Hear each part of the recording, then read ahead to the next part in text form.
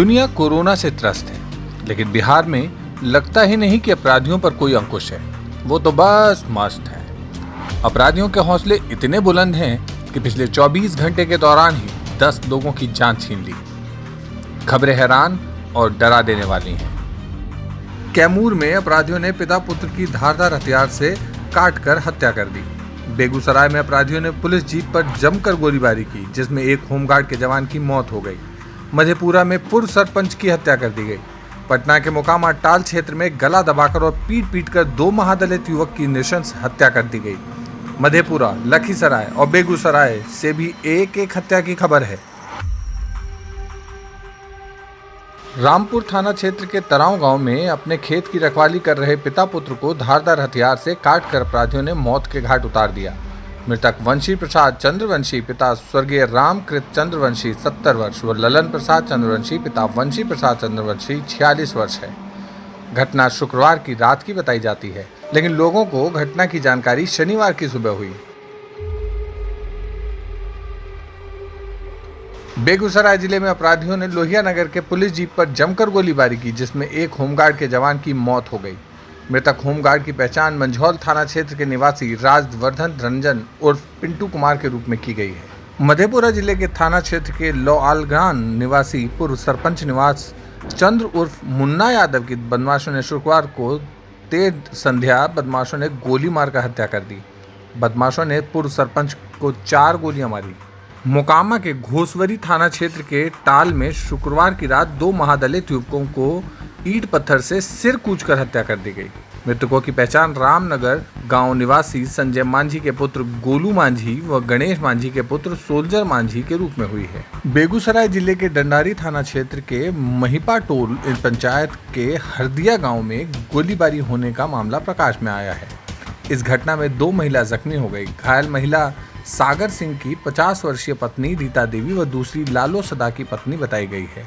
दोनों घायल महिलाओं को आनन फानन में लोगों ने इलाज के लिए बेगूसराय पहुंचाया, जहां इलाज के दौरान सागर सिंह की पत्नी रीता देवी की मौत हो गई। घटना के संबंध में बताया गया कि शुक्रवार की शाम वर्चस्व को लेकर गोलीबारी की गई, जिसमें 2 महिला घायल हो गई।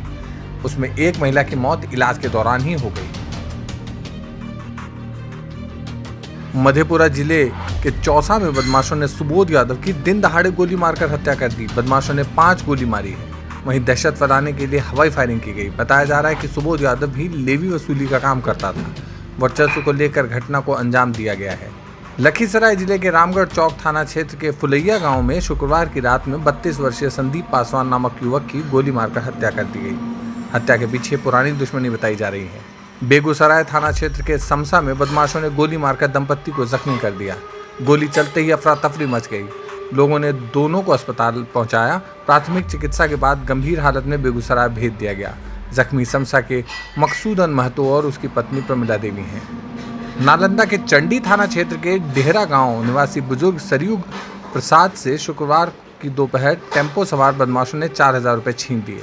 72 वर्षीय श्री प्रसाद नरसंडा में पीएनबी के सीएसपी से सामाजिक सुरक्षा पेंशन की राशि निकाल पैदल ही घर लौट रहे थे। इन घटनाओं ने सुशासन की पोल खोल कर रख दी है। अराजकता का माहौल व्याप्त है।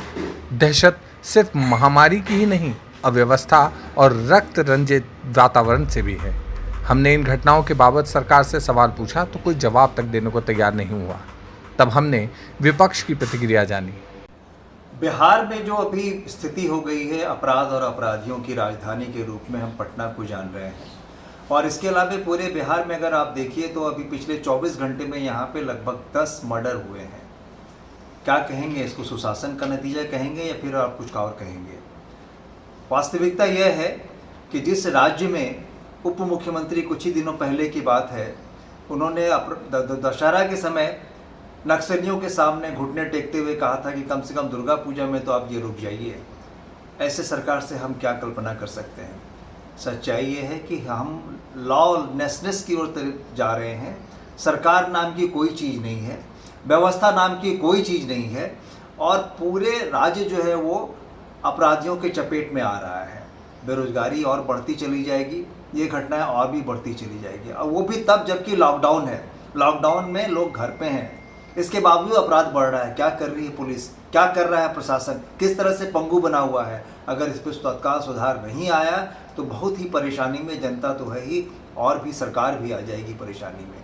मेरा मुख्यमंत्री और उप मुख्यमंत्री से यह आग्रह है कि तुरंत अपराधियों को सलाखों के पीछे करें और इस पर नियंत्रण पाएं, नहीं तो उचित परिणाम इसका नहीं होगा।